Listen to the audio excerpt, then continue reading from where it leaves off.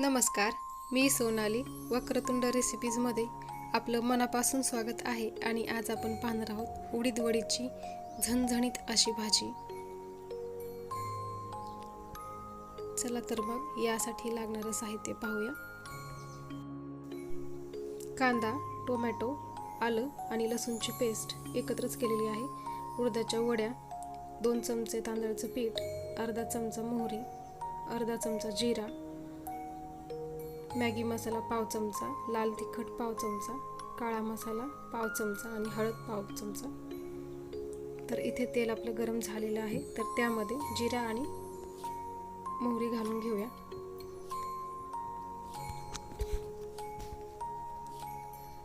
आणि आता ती छान तडतडली गेली आहे, तर त्यामध्ये टोमॅटो, कांदा, आलं लसूणची पेस्ट घालूया. ही पेस्ट जी आहे ती मी एकत्रच केलेली होती. आणि जी ही वड्यांची रेसिपी आहे ती मी अपलोड केलेली आहे, उडदाच्या वड्या कशा बनवायच्या. आणि आता इथे आपला हा मसाला छान आपल्याला परतवून घ्यायचा आहे.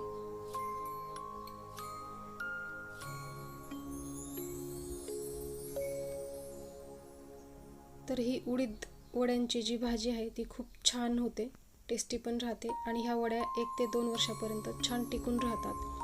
केव्हाही पटकन तुम्हाला उडीद वडीची भाजी खावीशी वाटली तर तुम्ही ती आवश्यक बनवू शकता. तर इथे हे मसाले जे आहेत ते आता घालूया आणि पुन्हा परतवून घेऊया. आणि तुम्हाला हवं असल्यास थोडीशी आमचूर पावडर घालू शकता, मी इथे वापरलेली नाही. उडीद डाळ भिजवायची कटकट, नाही वाटायची कटकट. आणि भाजी तर खूपच चमचमीत अशी तयार होते. आणि इथे आपला मसाला छान परतून झालेला आहे, अगदी तेल सुटेपर्यंत. आणि आता त्यामध्ये आपण या वड्या घालूया आणि त्या छान मिक्स करून घेऊया.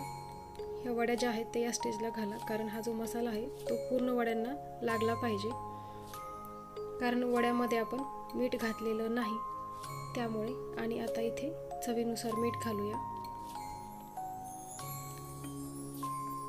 आणि पुन्हा हे मिक्स करून घेऊया, कारण हे वड्या ज्या आहेत ते पूर्ण मसाल्यामध्ये माखून गेल्या पाहिजे. आणि छान परतवून घेऊया. त्यानंतर मी इथे 1 ते 1.5 चमचा तांदळाचं पीठ वापरलेलं आहे. यामुळे काय होईल, आपला जो रस्सा आहे तो थोडासा असा खूप पाण्यासारखा होणार नाही, थोडा जाडसर होईल. आणि इथे मी आता पाणी घातलेलं आहे, तर पाणी इथे मी अजून वापरणार आहे, कारण मला याचा रस्सा रसरशीत हवा आहे म्हणून. वड्या शिजायला वेळही लागतो आणि पाणी भरपूर लागतं, त्यामुळे पाणी जास्त घालायचं. आता हे छोट्या ज्या वड्या दिसत आहेत त्या पूर्ण मस्त अशा खूप छान फुगतात शिजल्यानंतर, तुम्ही आता पाहू शकता. तर इथे आता आपण छान उकळ काढून घेतलेली आहे, तुम्ही पाहू शकता. तर ह्या ज्या वड्या आहेत त्या एवढ्या फुगलेल्या आहेत, तर अजून 5 मिनिटापर्यंत ही भाजी आपण शिजत ठेवूया. ही जी भाजी आहे ती भातासोबत अप्रतिम लागते, पोळीसोबतही, पण भातासोबत जरा अजून थोडीशी हटके.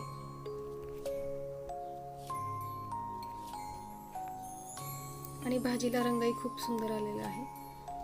तर इथे मी अजून 5 मिनिटं ठेवत आहे. वाव, आता तुम्ही पाहू शकता या वड्या किती छान शिजून तयार झालेल्या आहेत. आणि आपली भाजी सुद्धा इथे तयार झालेली आहे.